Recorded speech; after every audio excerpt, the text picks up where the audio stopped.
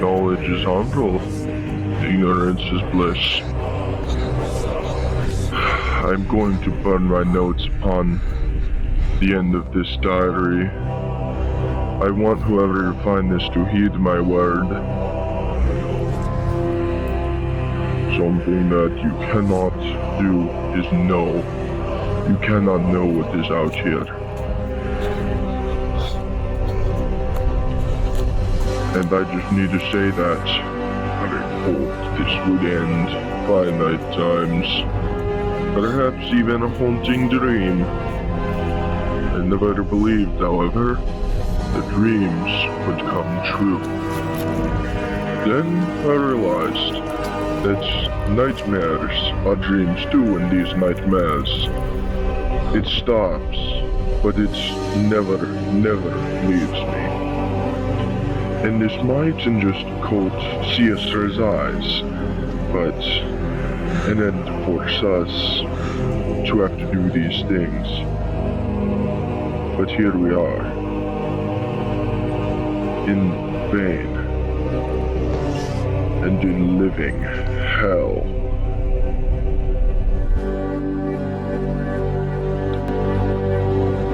In 1960, Alexandru Sift, a well-known scientist, traveled to the forest of Hoia Baciu, located in eastern Romania.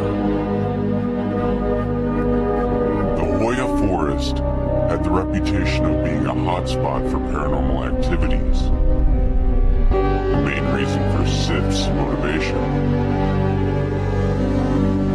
He wrote many notes about his experiences there, but many were found burnt upon his death in 1993. The notes that survived detailed his experiments on the forest with test subjects. In every one of his notes, he ended by saying, "Knowledge is harmful. Ignorance is bliss."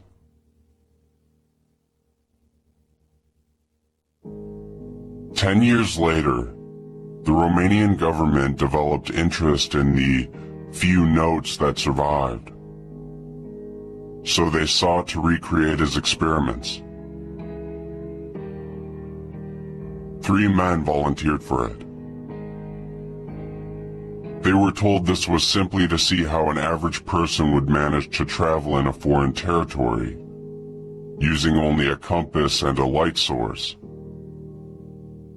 Of course they were lies, as no sane man would volunteer if they knew what awaited them. They were also told there would be a substantial reward should they succeed.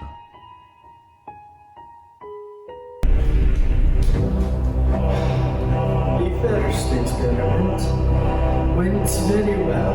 I have no idea what is out there, but we might as well think that it will be very useful. We should continue experiment tomorrow, and suppose next week it shouldn't be that hard. It should not be that hard.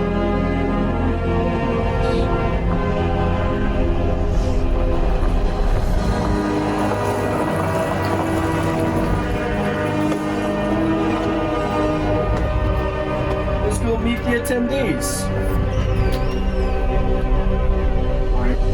The whole idea of this experiment is see how people navigate at night given different objects, a lantern, a night vision camera, and a thermal. That is, I will go into details when others get here. Over the 3 days we're here, I hope we can get very close to each other, per se. So, yes, go the only one together, or wait down the other 2.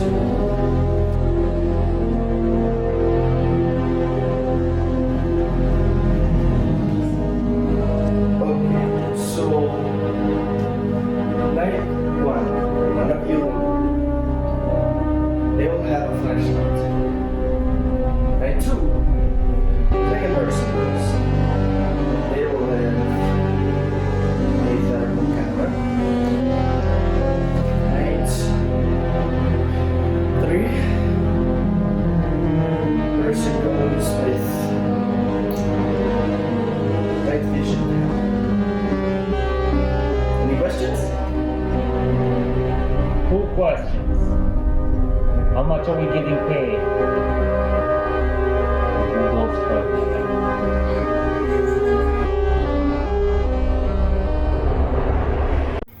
12:30 a.m. I stopped at a nearby creek to rest and eat. Being in a forest at night with only an oil lantern for a source of light really managed to scare the heck out of me. I thought I kept seeing more shadows than there actually were. 1 a.m. I stopped at a little clearing to change the oil. I swear, there must be something out there following me. I can almost be sure there was a shadow that wasn't from any tree. Maybe an animal.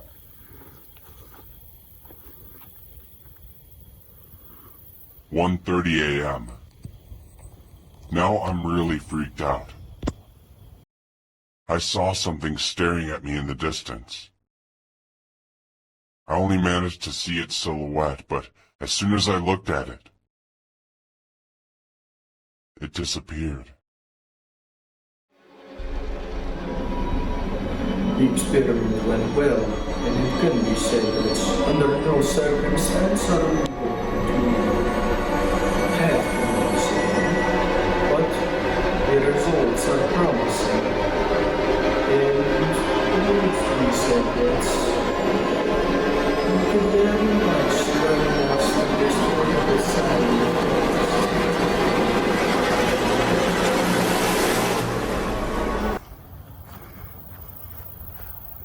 12:30 a.m. This camera really doesn't help me navigate. I even fell a few times because of it. Almost everything I see is blue and black, except for the occasional red spot of an animal or bird. 1 a.m. I don't know what the hell you guys put out here with me, but it's not funny. I took a break to drink some water when I heard a rattling coming from deep within the forest. I took my camera to see what it was, but I'm sure that was no normal animal. It was big and hunched over. I couldn't make out its details since it was glowing bright red. I slowly walked away from it, never losing it out of my sight, even though it stayed completely motionless. I found a small ditch to hide. I guess it's better to write in here than out in the open.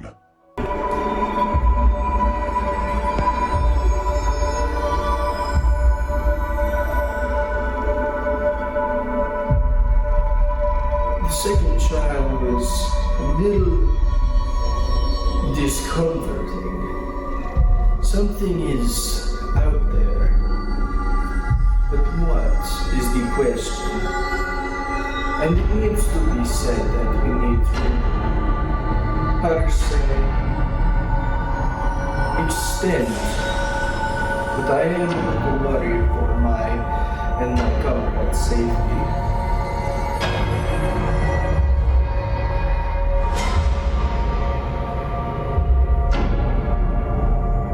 Finally, last night was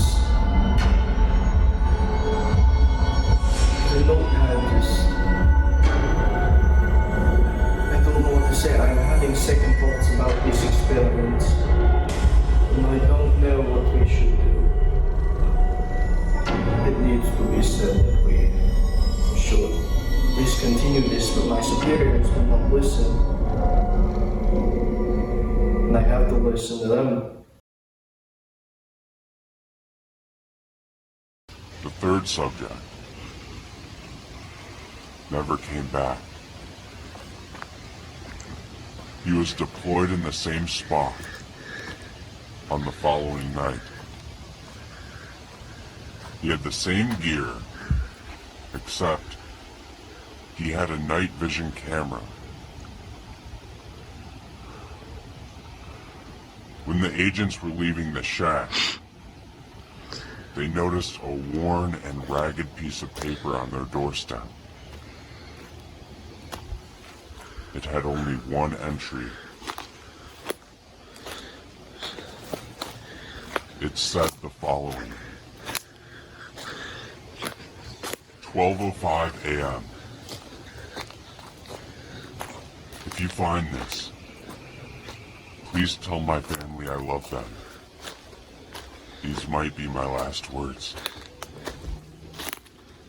After I couldn't see the helicopter anymore, I turned on the camera to check my surroundings.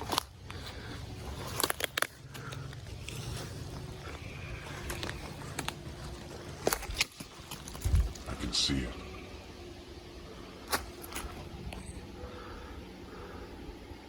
"20 meters in front of me. It doesn't move as I write this. It doesn't even blink. It has no eyelids. It's taller than any human or bear that I have ever encountered. It's hunched over like a gorilla, supporting its weight on the extremities of its limbs. I can't even call those things hands. It has round eyes, no pupils. Oh God. It's shaking the trees as it moves. After the conclusion of the experiment, the Romanian government placed an electrified fence and guard towers surrounding the entire Hoia Baciu forest.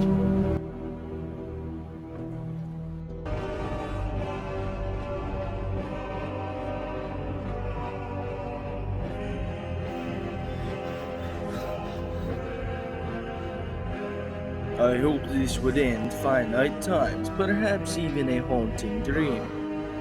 I never believed, however, that the dreams could come true.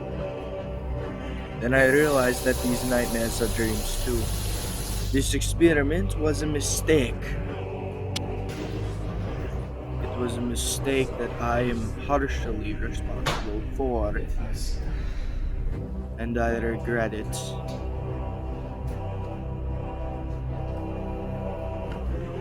Sift was right. Knowledge is harmful. Ignorance is bliss. We should have listened.